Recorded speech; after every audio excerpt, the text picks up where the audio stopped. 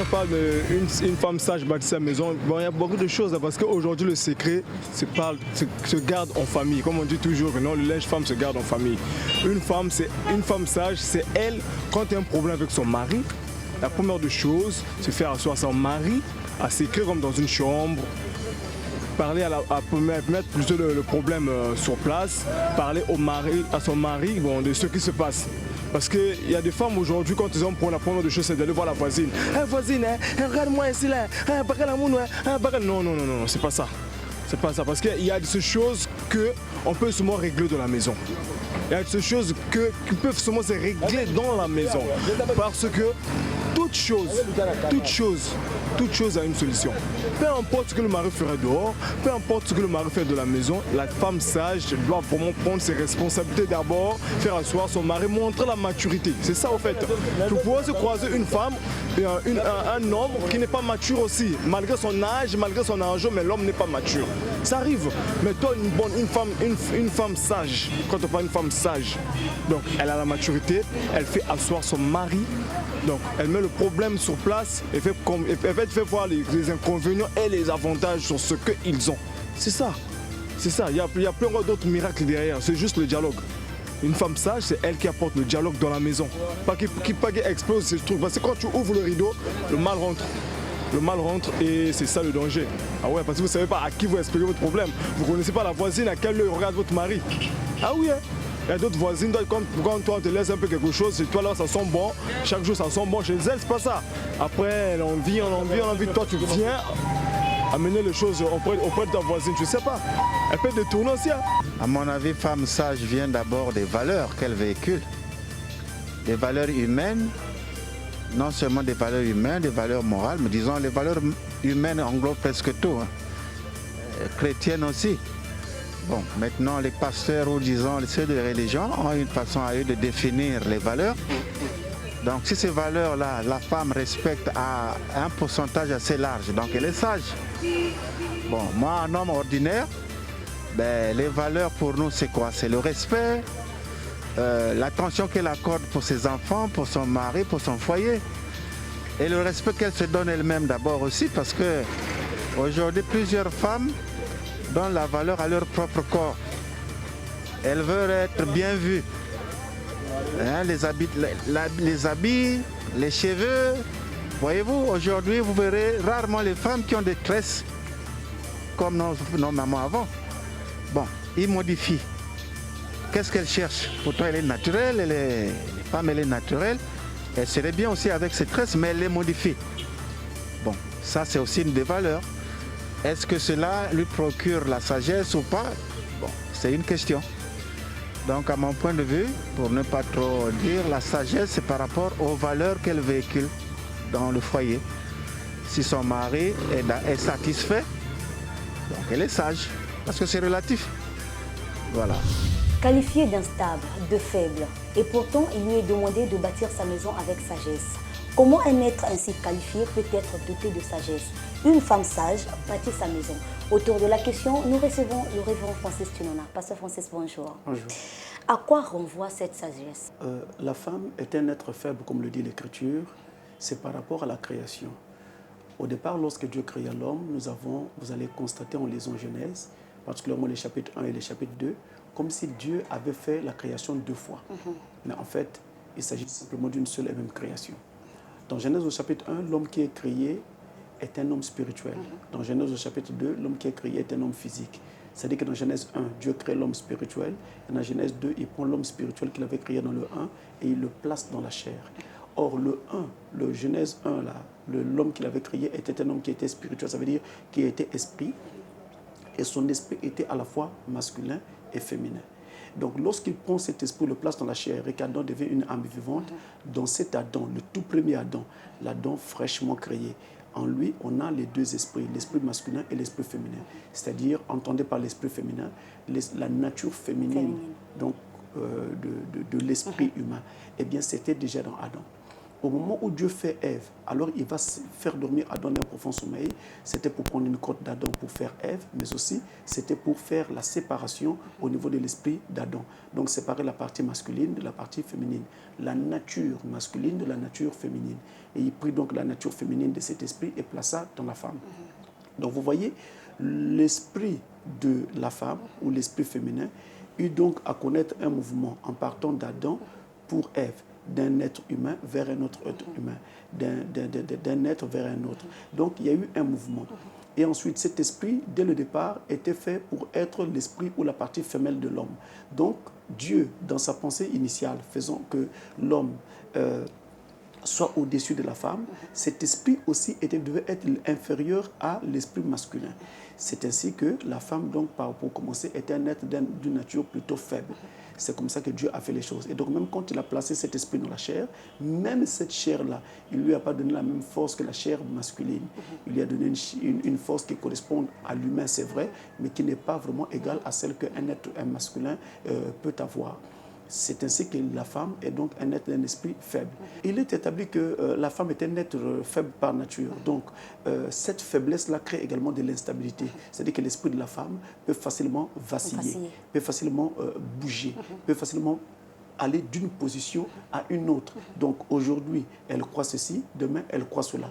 À l'instant T, elle croit ceci, à l'instant T1, elle croit autre chose. Donc, elle peut facilement vaciller. C'est en cela qu'on dit que la femme est d'un esprit faible et la femme est instable. Maintenant, par contre, la sagesse, pour commencer, c'est Dieu lui-même. Dieu est d'abord la source de toute sagesse, mais il est aussi lui-même la sagesse. C'est pourquoi si vous lisez Proverbes au chapitre 8, vous allez voir que la sagesse est même personnifiée, présentée comme un être, comme un homme. Et justement, c'est la personne de Dieu. Il est la sagesse. Alors, s'il vient dans un cœur, ce cœur-là acquiert alors de la sagesse et possédera de la sagesse. Et comment cette sagesse Dieu est la parole. Et comment donc se manifeste cette sagesse en la femme? Donc, Dieu étant la parole. Si la parole de Dieu vient en moi, alors la sagesse de Dieu également vient en moi au moyen de cette parole. Elle viendra dans l'être dans lequel Dieu vient s'installer. Que ce soit un être masculin ou bien un être féminin. Que ce soit l'homme, que ce soit la femme, Dieu viendra s'installer dans ce cœur-là. Et la parole qui rentre dans ce cœur deviendra alors la sagesse de Dieu qui va devoir donc s'exprimer. Et dans tous les différents aspects de la vie, étant donné que la parole de Dieu fait le tour de toutes les questions, alors cette parole en vous, eh bien, vous donnera un large spectre de connaissances. Vous allez avoir une vue beaucoup plus élargie, une vue beaucoup plus profonde dans l'appréciation et l'appréhension des choses. Vous serez alors vraiment équilibré et vous allez avoir, on va dire, une longueur d'avance sur ceux qui ne sont pas convertis ou qui n'ont pas encore reçu Christ dans leur vie. Parce que Christ est la source de toute sagesse et le recevoir, c'est recevoir cette sagesse. Elle se manifeste donc au travers de la parole de Dieu. Lorsque intervient un problème, un conseil sortira de nous et ce conseil sera un oracle de Dieu. Une parole sortira de nous et cette parole sera un oracle de l'Éternel. Et ceux qui sont autour de nous, qui nous entendent, qui nous écoutent parler, se rendent compte que vous êtes alors dotés d'une sagesse qui n'est pas commune. C'est-à-dire qu'on ne la trouve pas partout, elle n'est pas populaire. C'est une sagesse divine qui en fait vous habite. Est-ce pour ainsi dire que toutes les femmes qui n'ont pas Dieu n'ont pas de sagesse? Alors, il faut faire la différence encore ici entre la sagesse humaine et la sagesse divine. La sagesse humaine repose sur la connaissance acquise à l'école, la connaissance acquise par l'expérience, la connaissance acquise par le vécu. Ça donne à cette personne, à cet individu, à cette femme une certaine sagesse. Mais cette sagesse, elle est humaine. Et qui dit humain dit limite, sinon limitation. Donc cette sagesse sera limitée. Limitée dans la seule sphère de vos connaissances. Elle ne peut pas aller au-delà. Donc si jamais une situation se présente qui va au-delà de vos connaissances, vous serez complètement perdu. Alors qu'avec la sagesse de Dieu, l'inspiration du Saint-Esprit interviendra et quelque chose se fera. Je dois vous dire une chose. Les dons de Dieu agissent un peu par groupe. Même si vous avez un don de Dieu, généralement, pour que ce don travaille, Dieu associe à ce don un autre don pour lui permettre de travailler avec efficacité. Est-ce que vous voulez dire que la sagesse est un don? La sagesse est un don de Dieu. Vous trouvez d'ailleurs cela dans 1 Corinthiens chapitre 12. La sagesse est mentionnée comme étant l'un des dons de Dieu. Donc, ainsi, ces dons qui vont travailler vont venir pour appuyer le principal don que vous avez. Alors, en ce qui concerne la sagesse, pourquoi j'en parle? Parce que vous avez 3 dons dans la parole de Dieu qui tournent un peu autour. Vous avez la sagesse d'abord elle-même, vous avez la connaissance et vous avez le discernement. Ce qui fait qu'à un certain moment, on a du mal à faire la différence entre la sagesse et la connaissance.